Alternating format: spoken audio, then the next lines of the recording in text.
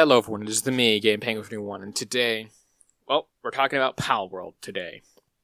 Now this is a video that I happened to come across at some point, and I wanted to talk about this because it has to deal with palworld, obviously, and it's about this dude who apparently just goes off on a rant and doesn't seem to understand anything about palworld. And gives out very weird examples that I just kind of wanted to talk about. He also does, the worst job of trying to defend it, and while the other jobs that have been trying to defend it basically haven't stood any test of time or the water and stuff. To me, there's a lot that can be learned from this particular video because of the fact that, well, he tries to go into detail about it. And I'm mainly using this video as a jumping off point to talk about all the points that I wanted to talk about throughout this whole drama, but just never kind of sat down and recorded a video about it. But with that being said, let's get started. So we're skipping the first 10 seconds because it's just an intro of him saying that he went on this rant and that this is just his opinion and stuff. Again, standard shilling intro of 1K by the end of the year. Please subscribe, please and thank you. And, music stuff and links down in the description. So I also do art. Anyway, let's get started with this. So let's talk about first and foremost. Palworld 100% just plagiarized shit. If you look at other Mons games like Digimon or Yokai Watch or whatever. If you lined up a Digimon, a Yokai, and a Pokemon, I would be like, okay, I can tell you which one is which. That's a Pokemon, that's a Digimon, that's a Yokai. They have these, they have all those very distinct, aesthetics to them. If you threw a Pal from Palworld in there, I would say, oh, that's a Yokai, that's a Digimon, and those are two Pokemon. Because they have no visual identity of their own. Their whole gimmick is, hey, we look like Pokemon. And I'm not here to talk, legally or morally about that. Plagiarism is always wrong. Whatever. These devs are not known necessarily for creative ideas. If you look at some of their other games, such as Nevergrave or Craftopia, those are just blatant rip-offs of other games. You can straight up just, Google those games, and you'll be like, oh, this looks exactly like something else. Okay. So that was a whole big rant of points, but his main thing is that Pokemon does not have, or Palworld, I should say, does not have a distinct look to it. I would argue that everything that you just listed is not distinct enough, because they all have the look of an anime, because they are based in Japan. That's not to say that that's a bad aesthetic. I actually really like a lot of those aesthetics and stuff. But the pictures that you used were just really weird examples. I know practically all of those characters. And yeah, absolutely. From a distance, if you squint really hard looking the other way and, maybe you can fool a blind person into thinking that whole thing, sure. But at the same time, right, there is enough of a distinction because Palworld is a video game and, it has its own style in that it looks fairly similar to Pokemon, I guess. So I guess maybe it doesn't have its distinct style. But again, I would still argue it's the anime aesthetic. The anime aesthetic is just an aesthetic art style in games and videos and other stuff. You're also saying that they plagiarized.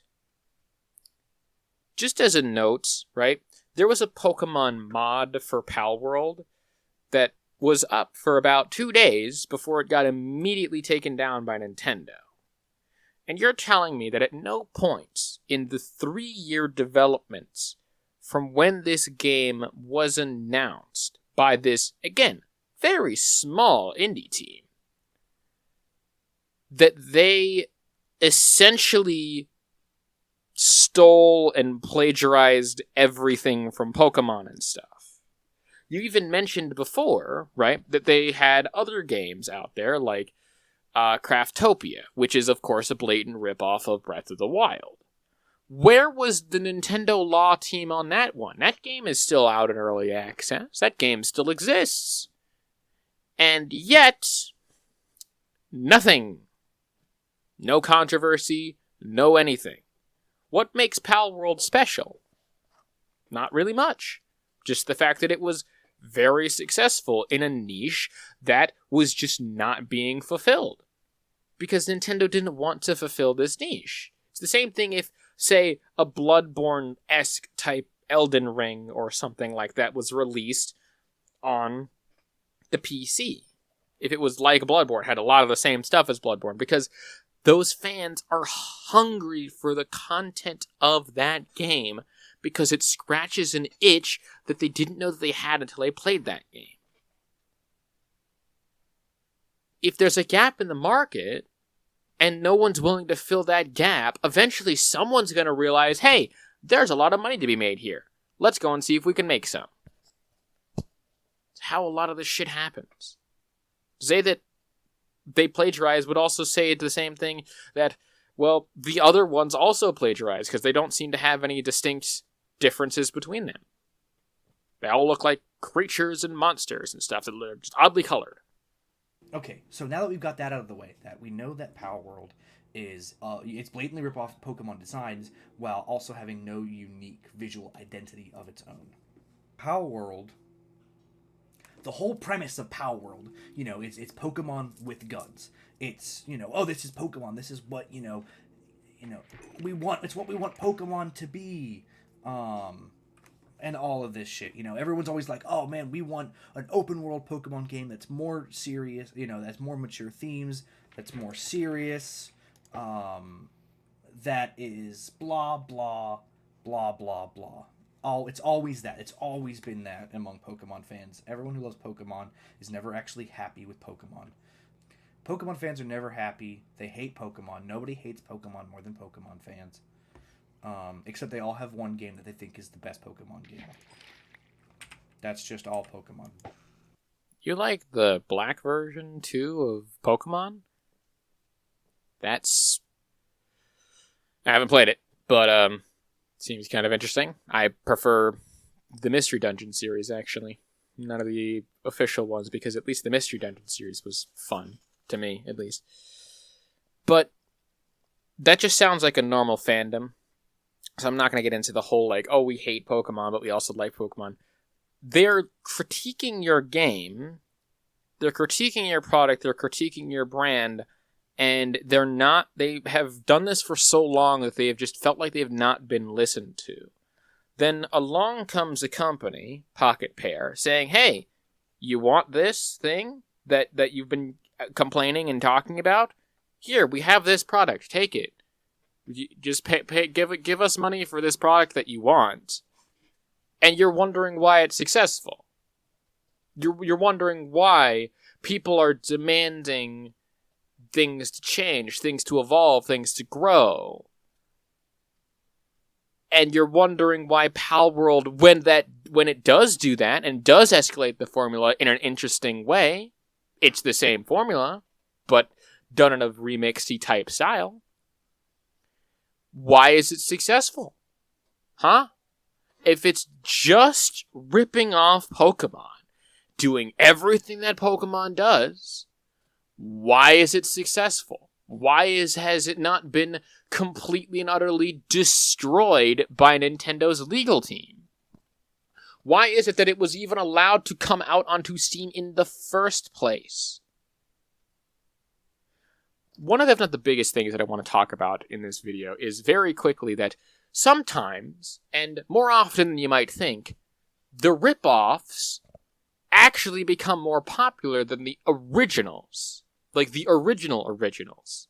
Example, Pokemon, Dragon's Quest, Transformers, GoBots, Oreo, Hydrox. Even Despicable Me, Megamind, Lord of the Rings. A lot of Lord of the Rings, actually. It's various amounts of stuff. Harry Potter. That seems kind of a rip-offy of some things. Even Mary Shelley's Frankenstein. Not just the book being ripped off by the movie, technically, but also Young Frankenstein. Parody. That's where parody lives. That's where parody thrives. Ripping off things. And doing it in a way that's entertaining and twists it to its logical extreme. That's how comedy and parody operate. If you're offended by that, what the fuck? Like, that's the whole point. You don't get that. That's the whole point of this rant. Pokemon's a ripoff of Dragon's Quest. Minecraft was inspired by Dwarf Fortress. Nothing in what you're talking about is original. And you even said and listed off 2 other examples, Yokai Watch and Digimon, that were ripoffs of Pokemon. Minecraft's been ripped off. Everyone's ripping off everyone else because you are inspired by the shit that came before it. I am, so baffled as to why people get on palworld's case for copying Pokemon instead of, say, get on the case of, I don't know, someone actually ripping assets, like from Operation Harsh Doorstop. Like, they are literally actually ripping assets. And no one I've seen talking about this, except for, Blue Drake and maybe a couple other people. They are legitimately actually ripping assets that has been proven beyond a shadow of a doubt, and Blue Drake is going scorched earth on that policy, and no one is talking about it. And yet you're here speculating about AI, about possibly using the same meshes and things like that, with so little minuscule evidence that exists because several people have messages and shit that they would like to push. And you're telling me those flimsy sources are more reliable than actual fucking hard evidence. Suck my dick. Fans. So Palworld, back to the topic. Palworld is being sold to us as Pokemon. It's the Pokemon X game that you've always wanted. It's mature and everything. But when you actually sit down and look at it, and you're like, okay, it's not at all what we want, because there's no. I mean, 19 million players doesn't seem to lie, because, 7 million on Game Pass, becoming one of the most popular ones out there, with 12 million on Steam, and a peak concurrent player count of 2.5 billion, or 2.5 million, I think, 2.5, 2.1, around 2 million plus. The only other thing that beats that player count would be PUBG at 3 million, which that's actually much narrower than you might think. No. Obviously people want this. Meaningful. Listen, maybe I'm going to sound like a dumb fucking sentimental idiot, and maybe I don't understand Pokemon, and you can say both of those things are correct. I think that the most important part of Pokemon games is catching the monsters, making them more powerful, and creating a bond with them. And that's the whole thing. These are your teammates. These are you're not, I love that aspect of things. They're your friends. They aren't monsters, they are friends. Yes, exactly. They join you on your entire journey together from fucking start to finish. They are with you for everything, through thick and thin. They're the reason that you're able to excel. You rely on them more than they rely on you. And that's also the point of Palworld. Yeah, absolutely. You don't do the same exact thing, but that's the point. You rely on them to do work for you, which, yeah, in some aspects that seems a little cruel, but that's the point of the game. And Which, in my mind, do you think is better? Putting a lot of them to work, protecting your base, making you weapons, and relying on them to help you become a lot more powerful, while you in turn feed them, house them, clothe them, give them a place to put their heads at the end of the day, give them great, good food that you cook up for them and have them help you cook for, right?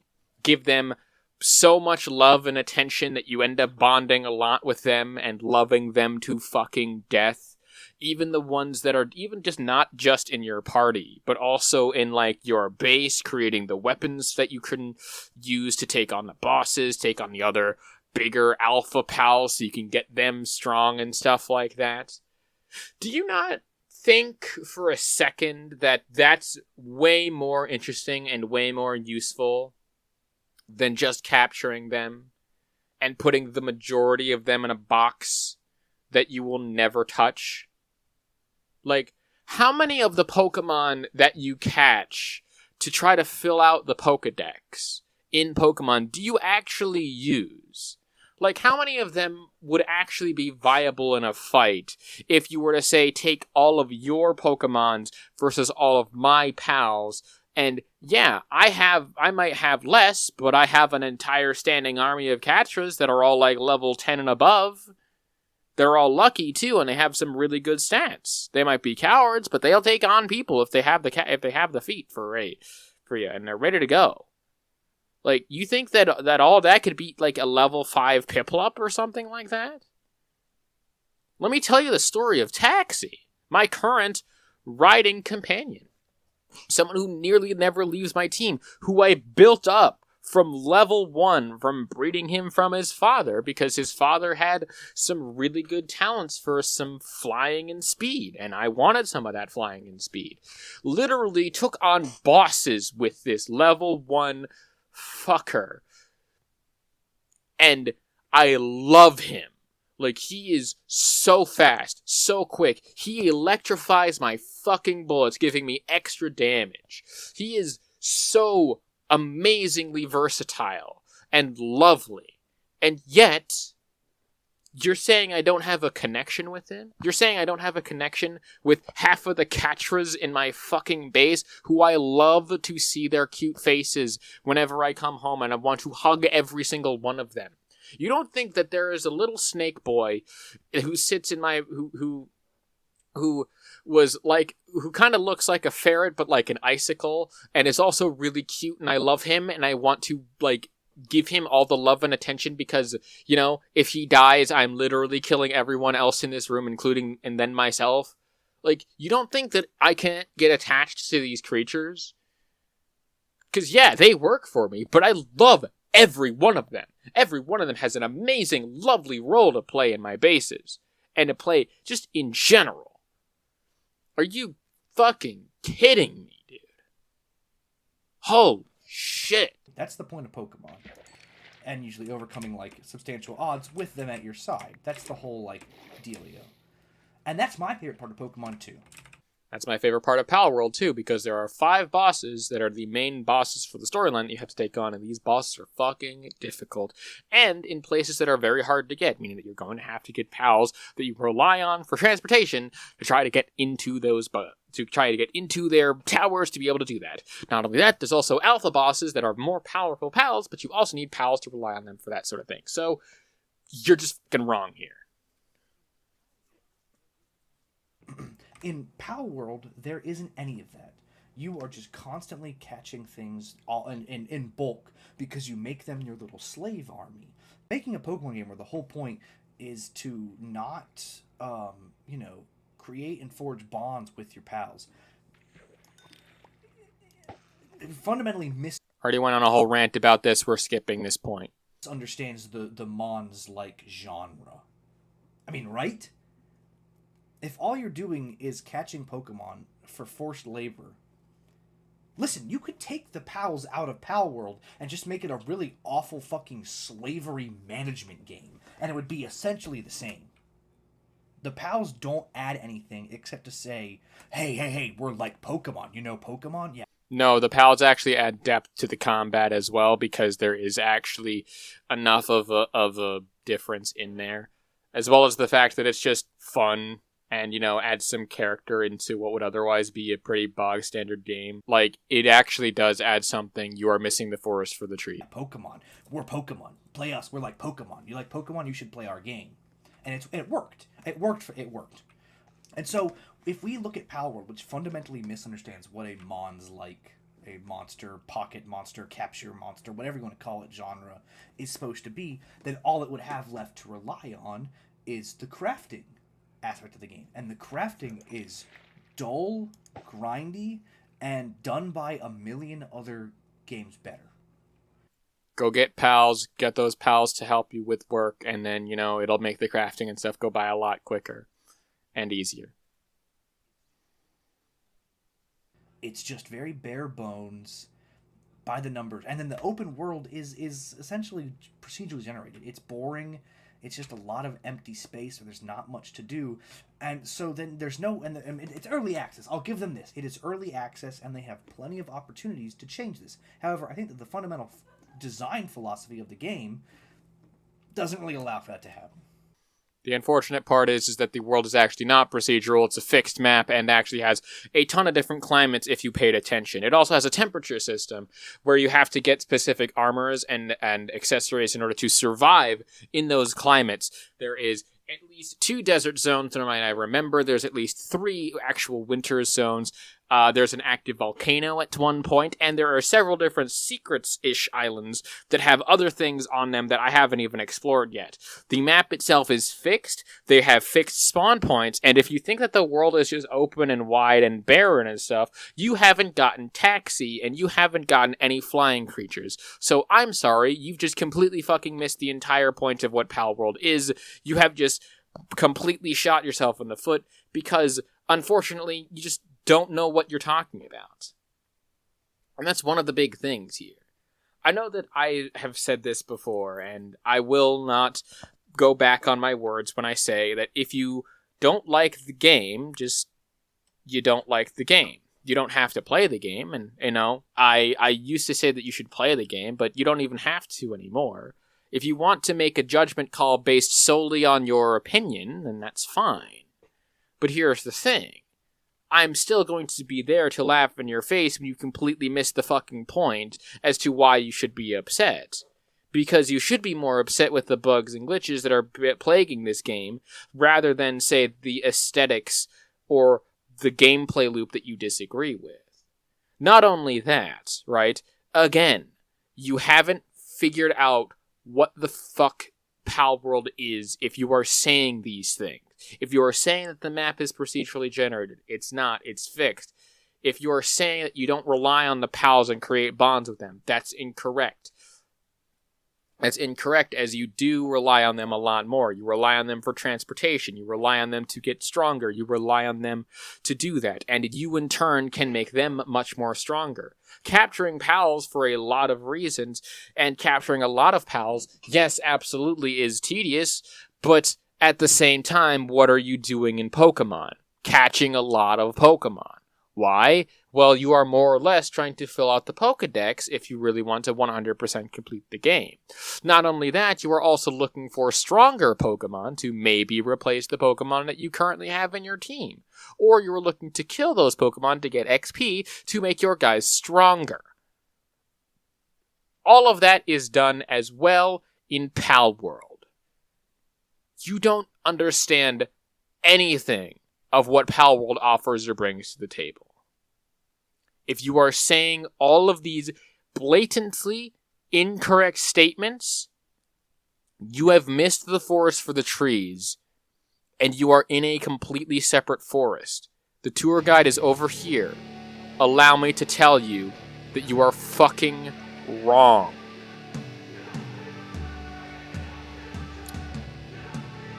Whew. Anyway, I think that that's going to about do it for this video. I know that I got a little bit of passion there, and to be honest, I have tried to do this at least 5 times. It's always ended up the same way. So I might not even release this audio. This is more of just kind of a therapy session. But at the end of the day, Palworld itself is nothing like Pokemon except in aesthetics, and that's kind of the beginning and end. You have to make your own Pokemon balls, but you don't have to do it. You have to go around and collect a variety of pals in order to make your pals stronger, which you kind of do. But you have to more fight with your Pokemon in order to make them stronger, whereas in this one you can just breed really strong pals together and make them stronger by grinding up their XP, grinding them up, and, you know, making them work for you. Anyway, I think that'll about do it for this episode of I Ran Into a Microphone for an unnecessarily long time. My name is GamePenguin21.